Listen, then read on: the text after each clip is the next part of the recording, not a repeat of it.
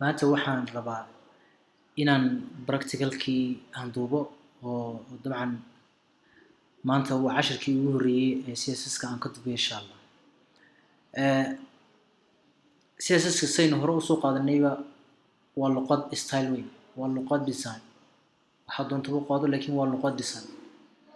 waxaa loo soo gaabiyey cascading style sheet ayaa loo soo gaabiyey.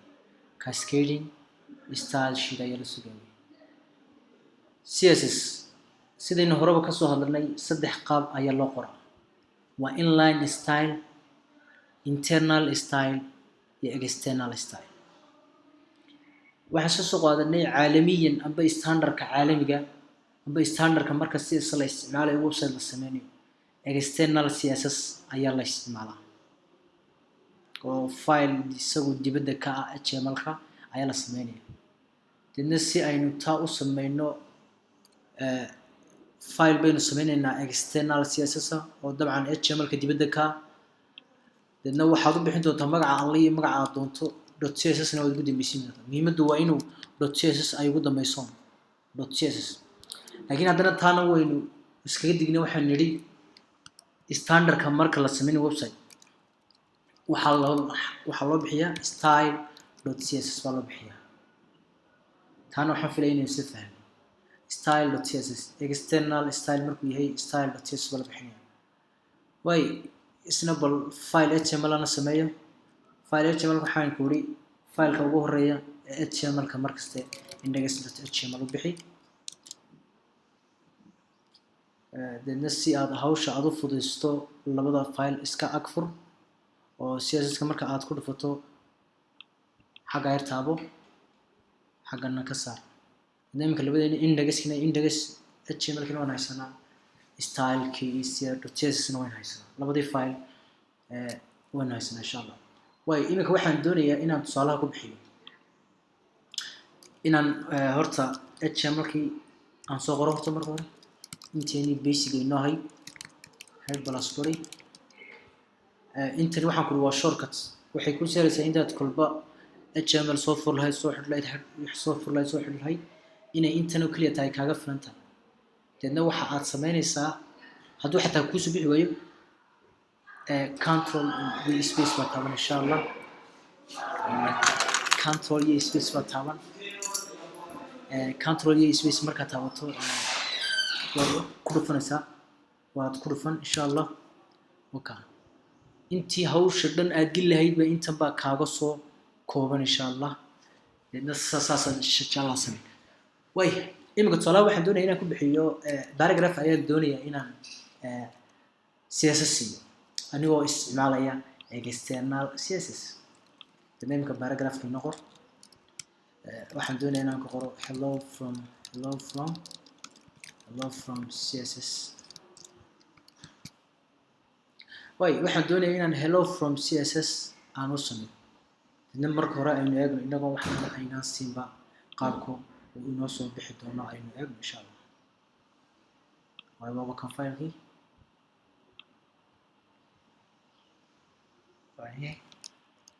wali wax CSS ma leh.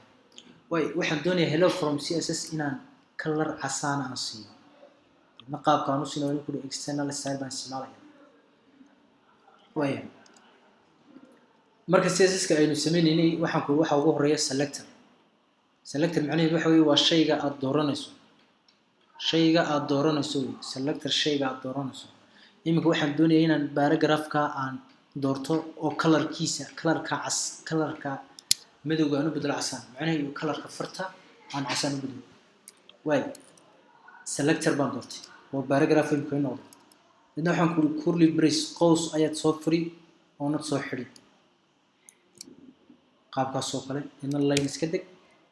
marka aad sameyso CSS property ayaad sameysan. iminka waxaan doonayaa inaan color ka bedelo. dabcan color-kana waxay qaabilsanaa color-ka waxay bedeli jiray color lefteeda ay bedeli jiray. CSS property dabcan horta inaguma cusba oo CSS property bariyaha way soo qaadan. yaa kamid ah color-ka kamid ah, background-ka color-ka kamid ah, background color-ka kamid ah, font size, height, width, float, text align waxaasoo dhan waxay ka mid yihiin waa CSS property dadna meesha waxaad ku qoraysaa CSS property baad soo horreysiin column baad ku xigsiin value-ga amba qiimaha aad siinayso colorka kan colorka waxaan siinayaa casaan baan siinayaa semicolon waad ku soo xidhay marka qaab qoraalka CSS qaabkaas uu noqon doona macal haddaad baato inaad CSS property kala tiiso soo kale inaad text align text-ka dhexda dhigto waxaynu qaabilsanaa text align intii raaci waa colon value-ga aad siinayso ma center baad siinaysaa qiimaha mise right baad ka dhigi mise left baad ka dhigi imika waxaan ka dhignaa center baan siinaynaa ila soo xidhi saas imika inaguna mar haddaynu labadii file sameynay HTML-kii sameynay CSS-kiina sameynay labada file ba imika marka waynu eegnaa insha Allah aynu eegna marka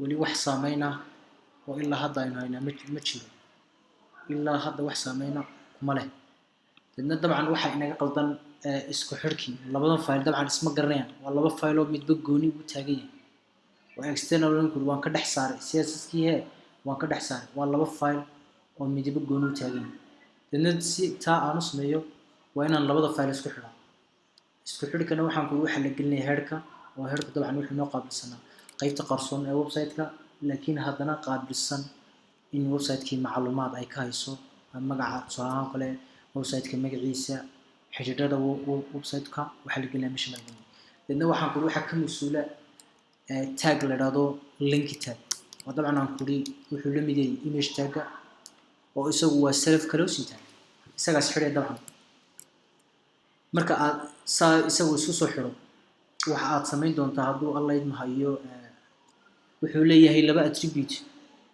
attribute dhowr jeerna waynu soo aragnay 100 jeer ma dhowr jeer yaa oran markaas waxa la geliyaa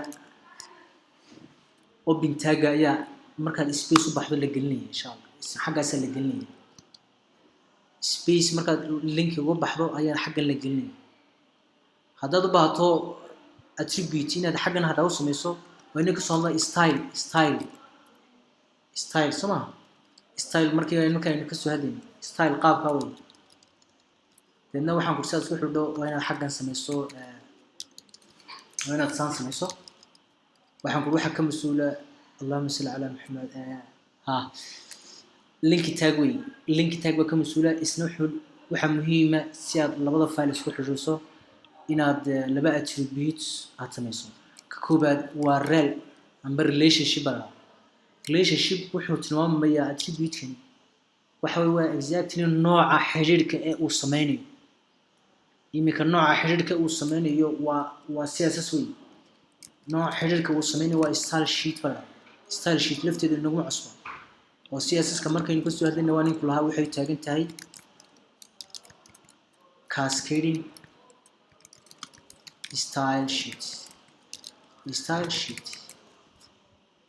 marka macnaheedu style sheet waa tan xaggan baynu ku soo aragnay marka CSS wuxuu taagan tahay star sida ugu horeysa star dhexe iyo star kale inta buu taagan marka style sheet macnaheedu imika xiriirka uu sameynaya waa style sheet macnaheedu waa design waa CSS xiriirka marka uu sameynaya waa CSS way value kale aynu u baahanahay waxa weeye isna Allahumma salli ala href kaynu orina href oo isagu aan lahayn wuxuu qaabilsan yahay waa meesha la xiriiriyo waa file la xiriiriyo macnaheedu waa xiriirka file la xiriiriyo waxa la radaa yadigoo ku bilaabaya dot iyo slash style.css la xiriiriyo iminka xiriirkiina waa in la xiriirsiinay imka inagna inka dara okay dhexdiina dabcan inaga nadi CSS-kana dabcan hay mada dhexda casaanaha dabcan ay noqdo dhigo oo waa inaga meesha xaggan ka dhigno waxaan nidi casaanaha noqdo dhexdana ay noqdo sidaas ayaa loo sameeyaa basic CSS dabcan wana la isku xidhaa marka hore HTML-ka sameeysanaysaa dadna CSS-ka ku xigsiin dadna isku xirka insha Allah saas insha Allah isku banaayay. Assalamu alaykum warahmatullahi wabarakatuh.